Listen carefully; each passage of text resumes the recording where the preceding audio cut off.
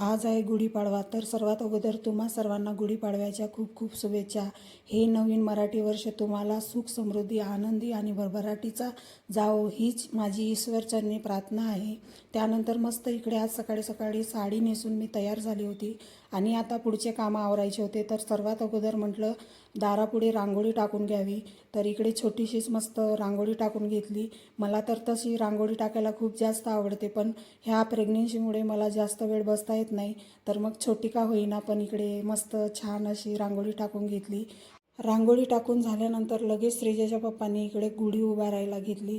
तर बघू शकता या पद्धतीने श्रीजाचे पप्पा मस्त इकडे गुढी उभारत आहेत.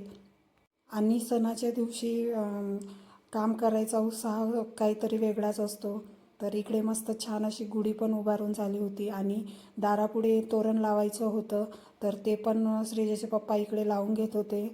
आज आमचे सगळे कामं खूप फास्ट चालले होते, कारण आम्हाला लवकर गुढीची पूजा करायची होती. त्यानंतर लगेच इकडे गुढीची पूजा करायला पण घेतली आणि मग मी मस्त इकडे छान पूजा पण करून घेतली.